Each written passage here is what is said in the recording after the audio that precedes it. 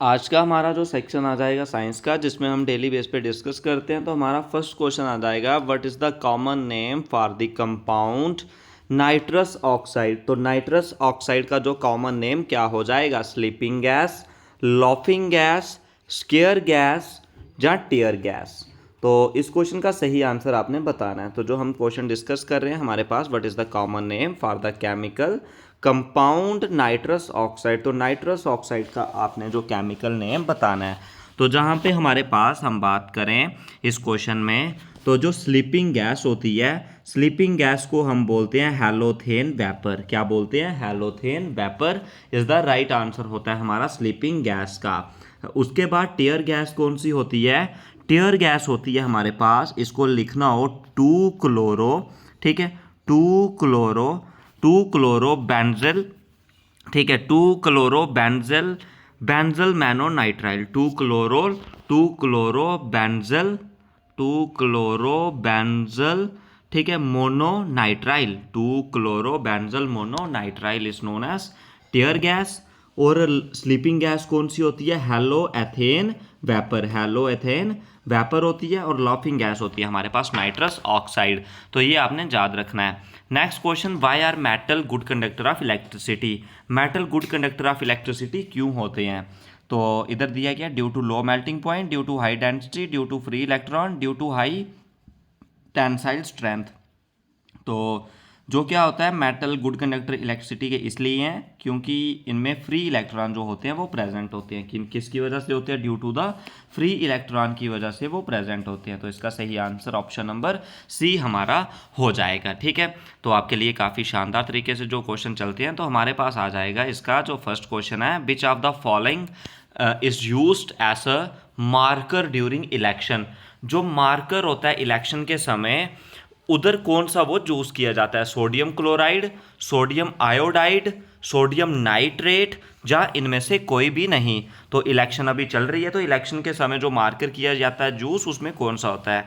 तो जो sodium nitrate होता है, सोडियम नाइट्रेट यानी कि NaNO3, वो जो मार्कर होता है इलेक्शन के समय यूज किया जाता है। और ये क्या रखता है? जो कलर को बॉटल में डिकम्पोजिशन से बचा के रखता है। सोडियम क्लोराइड जो फोटोक्रोमेटिक ग्लास में यूज करते हैं, और सिल्वर आयोडाइड आर्टिफिशियल रेन में करते हैं।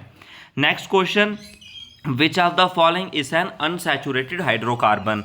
तो अनसैचुरेटेड हाइड्रोकार्बन आपने बताना है। तो हाइड्रोकार्बन हमारे पास दो टाइप के आ जाते हैं, सैचुरेटेड और अनसैचुरेटेड। सैचुरेटेड कौन से हो जाते हैं? जिनमें सिंगल बॉन्ड होती है। और अनसैचुरेटेड डबल और ट्रिपल बॉन्ड वाले आ जाते हैं। एन एन एन एन वाले सारे हम होते हैं सैचुरेटेड, और इन और आइन वाले होते हैं अनसैचुरेटेड।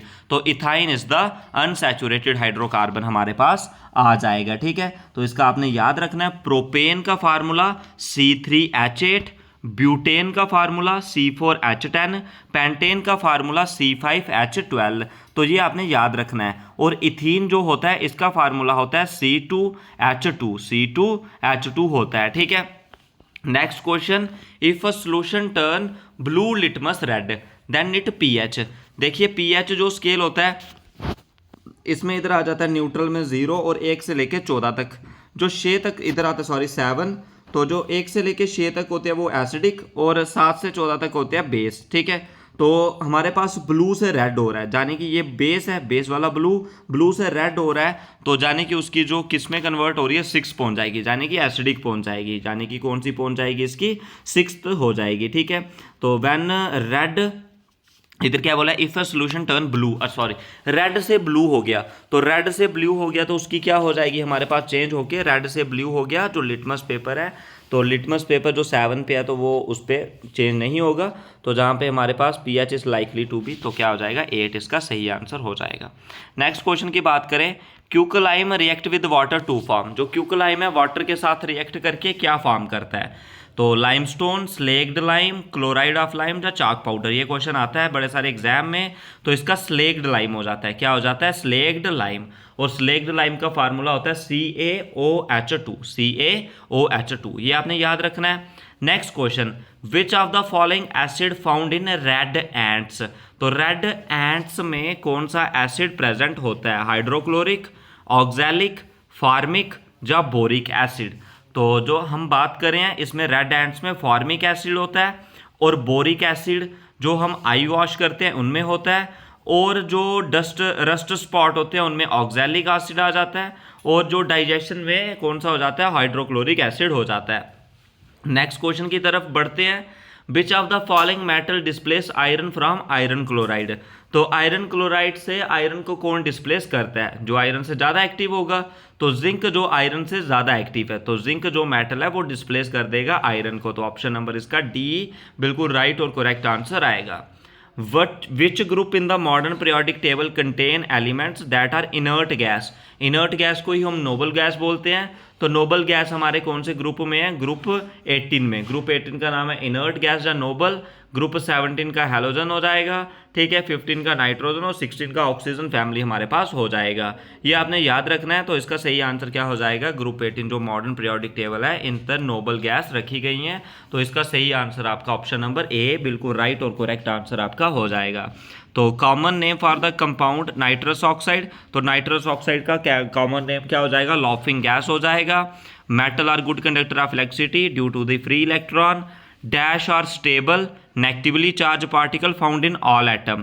तो नेगेटिवली चार्ज कौन से हमारे पास हो जाते हैं, नेगेटिवली चार्ज आपने बताना है जो इलेक्ट्रॉन है ये स्कैटर्ड होते हैं around the nucleus of atom और रिवॉल्व करते हैं फिक्स ऑर्बिट में।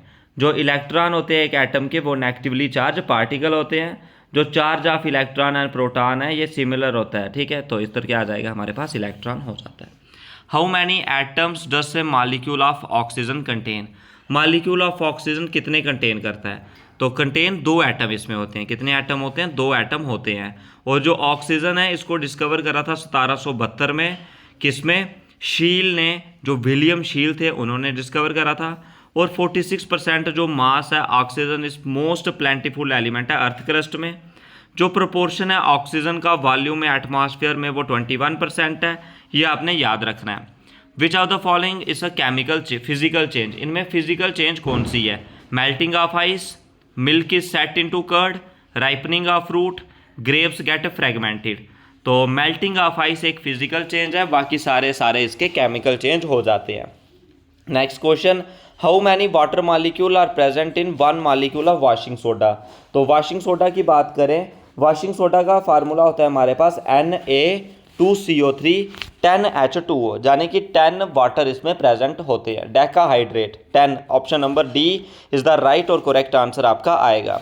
Next question, what is diluted acid commonly known as. Dilute acetic acid को कॉमनली क्या बोलते हैं, ओलियम, ब्लू बिट्रॉल, विनेगर या एलम। जो एसिटिक एसिड होता है इसका फार्मूला CH3COOH होता है। इसको हम इथेनोइक एसिड भी बोलते हैं और ये मोस्ट इंपॉर्टेंट कार्बोक्सिलिक एसिड हो जाता है। इसको हम जो कॉमनली नोन है वो हम विनेगर बोलते हैं। Option number C is the right answer. Acid present in the red ants. तो रेड एंट्स में कौन सा एसिड प्रेजेंट होता है, इनमें फॉर्मिक एसिड प्रेजेंट होता है जो क्या काज करता है, इचिंग एंड इरिटेशन काज करता है। जो ये एंट्स होती हैं इनमें फॉर्मिक एसिड ही प्रेजेंट होता है। तो option number C is the right answer इस क्वेश्चन का हो जाएगा। What is the function of a positive catalyst. Positive catalyst का फंक्शन क्या है रिएक्शन में, it is by product to stop a reaction, slow down या स्पीड अप द रिएक्शन। तो जो पॉजिटिव कैटालिस्ट है वो क्या करता है, इंक्रीज करता है रेट ऑफ रिएक्शन को, या स्पीड ऑफ रिएक्शन को क्या करता है, इंक्रीज करता है, ठीक है। तो इंक्रीज इसका हो जाएगा। जो स्पीड है रिएक्शन की वो क्या करता है, इंक्रीज करता है, to speed up reaction. Chemical name of laughing gas, तो ये हमने डिस्कस कर दिया। Chemical name of laughing gas बताना, नाइट्रस ऑक्साइड हो जाएगा, ठीक है। Laughing gas nitrous oxide N2 हो जाएगा, ठीक है। ये आपने याद रखना है। और इसको हमने एनेस्थेटिक और पेन रिलीफिंग इफेक्ट भी हैं। उसके बाद बात करें, anion are formed due to. Anions किसकी वजह से फॉर्म होते हैं, losing of electron, gaining of electron, losing of proton या gaining of proton.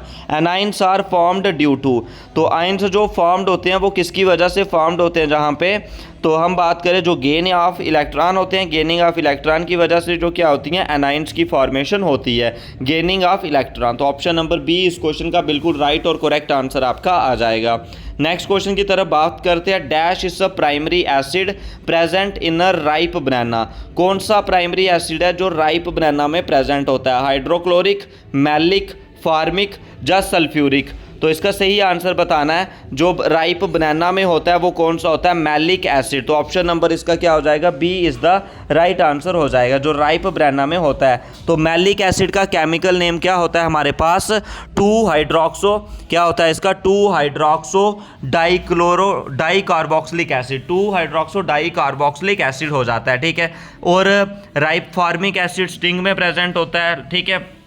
Next question की तरफ बढ़ते हैं। Ammonia is the compound with the molecular, ammonia किसका कंपाउंड है? तो एमोनिया का फार्मूला हो जाता है NH3। एमोनिया जो नाइट्रोजन और हाइड्रोजन का कंपाउंड है, और ये हम इंडस्ट्री हैबर प्रोसेस में भी यूज़ करते हैं, सॉल्युबल है वाटर में। एमोनिया एक लाइटर गैस है, और एमोनिया हम नैलन, रेयान, प्लास्टिक वगैरह बनाने में भी यूज़ करते हैं, और इसको आइस प्लांट में कूलेंट भी हम यूज़ करते हैं, नेचुरल एजेंट में भी हम इसको यूज़ करते हैं। ये आपने याद रखना है जो हमारे आज के कुछ क्वेश्चन थे। और डेली बेस पे संडे को जो आपको मॉक मिलता है वो कंटिन्यूसली मिलता रहेगा, और उसी के बेस पे आपने क्वेश्चन बनाने हैं। डेली बेस पे शाम को 8 बजे GS और सुबह 8 बजे इंग्लिश का सेशन कंटिन्यूसली मैनर पे आपको मिलता है, और वो कंटिन्यूसली आपको मिलता रहेगा। तो आज के इस वीडियो सेशन में बस इतना ही। कुछ भी डाउट्स हो तो कमेंट सेक्शन में जरूर पूछें। इसका इंपॉर्टेंट PDF लिंक डिस्क्रिप्शन पर मिल जाएगा। टेलीग्राम को ज्वाइन करके वहाँ से फ्री ऑफ कॉस्ट सभी PDF को डाउनलोड कर सकते हो।